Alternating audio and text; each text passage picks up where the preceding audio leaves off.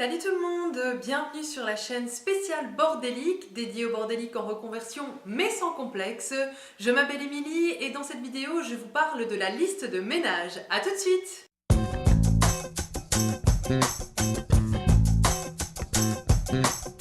La liste de ménage, c'est la première étape à réaliser avant de créer un plan de ménage. L'idée, c'est qu'un plan de ménage va vous permettre de déterminer les fréquences auxquelles vous voulez nettoyer telle ou telle chose. On en parlera la semaine prochaine. Mais pour moi, définir les fréquences auxquelles on veut nettoyer les choses, c'est bien. Savoir ce qu'il y a à nettoyer exactement, c'est mieux. Je l'ai déjà dit dans certaines vidéos, parfois il y a des choses en fait qu'on ne nettoie pas parce qu'on n'y pense pas. Tout simplement, on les zappe.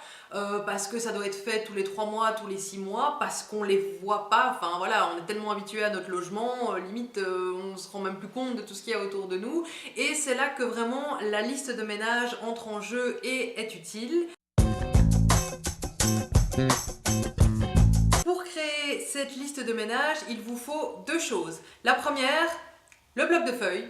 Bête bloc de feuilles, cahier, tout simple, tout bête, n'importe quoi. Et la deuxième, encore plus difficile à trouver, le bic. Voilà, c'est tout ce dont vous avez besoin, hein, juste de quoi noter et accessoirement une pièce. Mais bon, je suppose que si vous êtes chez vous, il y a des pièces autour de vous, donc ça ne devrait pas être trop compliqué à trouver. Alors, comment ça se passe pour faire la liste de ménage? Eh bien, vous allez tout simplement scanner la pièce qu'il y a autour de vous, de haut en bas et de gauche à droite. Alors, scanner, ça a l'air bizarre dit comme ça, mais c'est vraiment ça en fait. Vous allez analyser tout ce qu'il y a autour de vous, tout ce qui fait partie de votre maison ou appartement, en partant du haut, tout simplement parce que quand on nettoie, on commence à nettoyer par le haut. Je m'explique, si jamais vous venez juste de faire les poussières sur le buffet par exemple, dans la salle à manger ou dans le salon, vous venez de le cirer parce que c'est un beau buffet en bois, et puis vous vous rendez compte que là au-dessus, au niveau du plafond, il y a des petites poussières ou des petites toiles d'araignée qu'il faut aller déloger, et bien si vous attaquez à ça, toute la poussière va venir se balader, retomber sur le buffet que vous venez juste de nettoyer et de cirer, c'est un peu bête. Donc quand on nettoie, on commence par le haut, on va de haut en bas et de gauche à droite ou de droite à gauche, peu importe. Et donc tant qu'à faire, autant commencer la liste de ménage de la même façon par le haut. Donc concrètement pour faire ça, eh bien vous vous plantez au milieu de la pièce avec votre bloc-notes et votre bic, et vous prenez un point de départ, généralement la porte c'est bien. Vous partez du haut et vous notez tout ce que vous voyez en fait. Donc là, oui, il y a le plafond, vous notez plafond, il faudra faire les poussières de temps en temps. Si vous descendez, il y a la porte, il faudra la nettoyer de temps en temps, mais pas juste les deux faces. Il faudra faire le chambranle, il faudra faire la tranche supérieure, il faudra faire les poignées. Donc voilà, vous descendez, vous voyez, vous êtes au sol, donc le sol de temps en temps, il faudra le nettoyer aussi. Si vous décalez un petit peu, moi chez moi là par exemple j'ai un miroir, donc oui, le miroir il faudra le dépoussiérer, surtout là au-dessus, il faudra le nettoyer pour retirer les traces éventuelles. En dessous, j'ai un meuble qu'il faudra nettoyer aussi et de temps en temps vider, trier ce qui traîne là à l'intérieur. En dessous du meuble, qu'est-ce que je vois? Les plaintes. Il faudra faire les plaintes aussi de temps en temps. Donc voilà, vous faites vraiment ça, vous scannez votre pièce de haut en bas en partant sur la gauche ou sur la droite jusqu'à ce que vous reveniez à la porte, et vous notez tout ce qu'il y a, tout ce qui fait partie du corps de la maison, comme les portes, les fenêtres, les plaintes, le sol, etc. Les meubles que vous avez aussi, qu'il faudra soit nettoyer, soit cirer, dépoussiérer, enfin peu importe ce que vous avez comme meuble. Attention, soyez précis.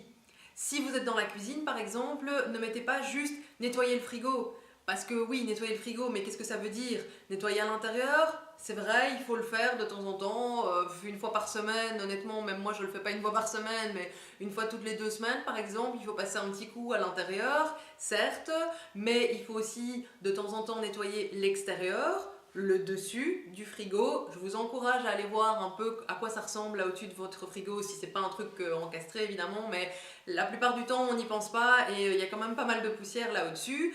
et aussi derrière le frigo. L'espace entre le frigo et le mur, il y a une tonne de poussière généralement, donc voilà, c'est des choses qui doivent être faites aussi. Si vous notez juste nettoyer le frigo sur votre liste de ménage, vous allez peut-être vous dire ouais, j'ai nettoyé à l'intérieur, c'est bon. Non, non, non, non, non, il faut faire là au-dessus, il faut faire là derrière aussi.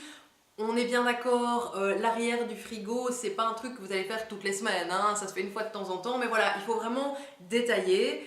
Et comme je le disais, faites ça pour toutes les pièces, détaillez un maximum tout ce qu'il y aura autour de vous à nettoyer.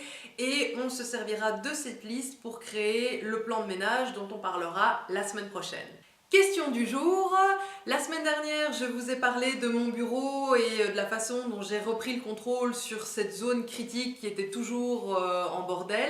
Est-ce que vous avez déjà réussi à reprendre la main sur une de ces zones? Est-ce que vous voyez une amélioration? Si c'est le cas, dites-moi en commentaire quelle était cette zone et comment vous avez fait pour arriver à vraiment reprendre les choses en main. J'irai lire tout ça, que ce soit ici sur YouTube ou si jamais vous voulez me laisser un commentaire sur la page Facebook de la chaîne, n'hésitez pas non plus, le lien sera aussi en barre d'infos bien entendu.